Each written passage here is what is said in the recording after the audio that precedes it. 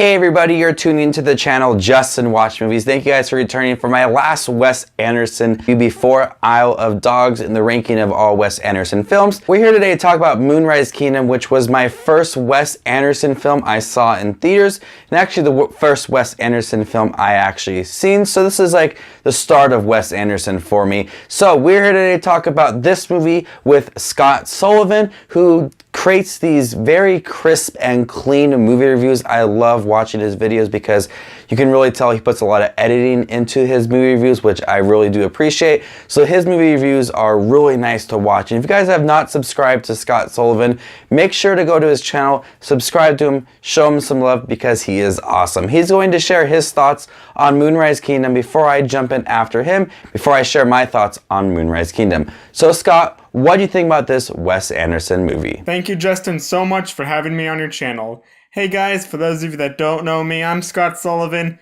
and I review movies just like Justin. Wes Anderson is a hit or miss for me. I don't love all of his films, but I really like his style, and he does have quite a few standouts. Moonrise Kingdom, though, is my favorite of all Wes Anderson films. Everything from the color palette, to the storybook-like presentation, to Anderson's signature center composition, it just screams Wes Anderson.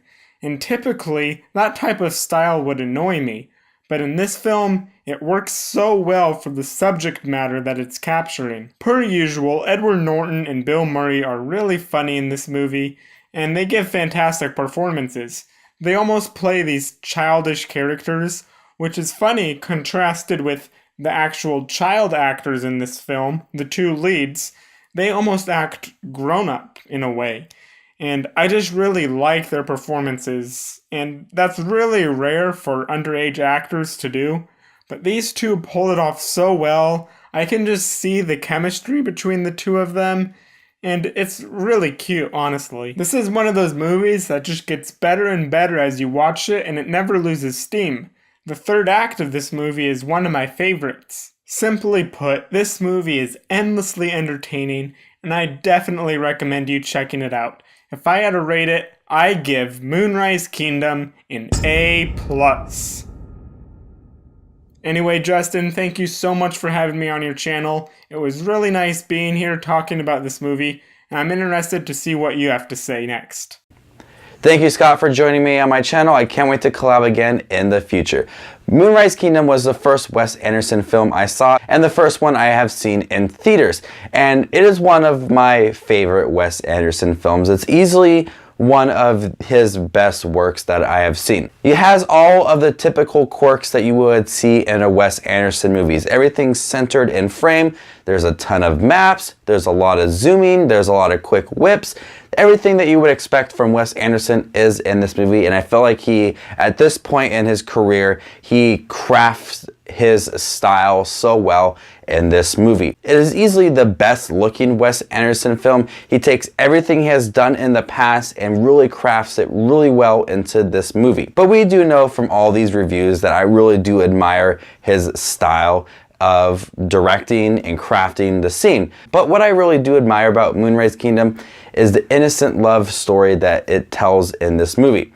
We have these two young kids that kind of fall in love, and they escape their New England home, and that sets in motion a search party looking for this young boy and young girl. We have a huge cast of people in this movie, from Frances McDermott to Bruce Willis, Jason Schwartzman. Everybody that's pretty much ever been in a Wes Anderson movie is in this movie as well.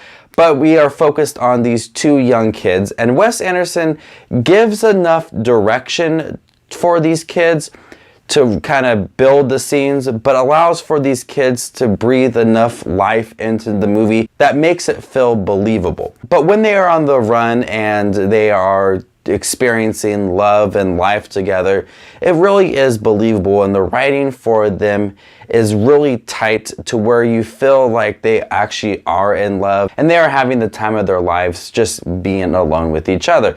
But we have on the other end of the movie is the other side, the other view of it is the frantic parents looking for their kids. And that is also believable, and that's for a lot of humorous moments throughout. We have people that are looking for the kids, and then you have like the townspeople kind of getting together. You have all these different people looking for the kids, and it adds for some crazy, upbeat, humorous moments that kind of build on the tone for these younger kids, which is more of a romantic love side, and then you have the frantic parents who kind of add the humor side to it as well.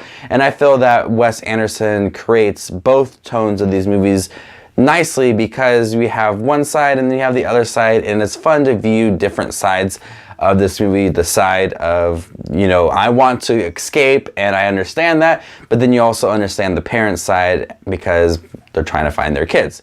So Wes Anderson builds both sides of the story very well. Moonrise Kingdom is easily one of my favorite Wes Anderson films. It looks beautiful. I love all of his quirks in this movie. The innocent love story of these two young kids and the frantic people in the town looking for them is fun as well. I'm going to go ahead and give Moonrise Kingdom an A+. This is going to be my last review for Wes Anderson movies because I've already reviewed Grand Budapest Hotel when it was released in 2014. So when I see Isle of Dogs, I will review that for you guys, and then I'll give a ranking of all Wes Anderson films from worst to best. So stay tuned for that, and thank you, Scott Sullivan, for joining me on my channel to talk about Moonrise Kingdom.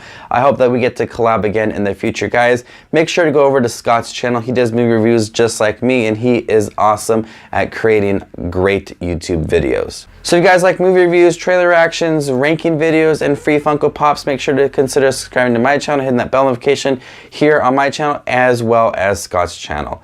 You guys are the best as always. This is Just Watch Movies, and you guys stay classy, YouTube.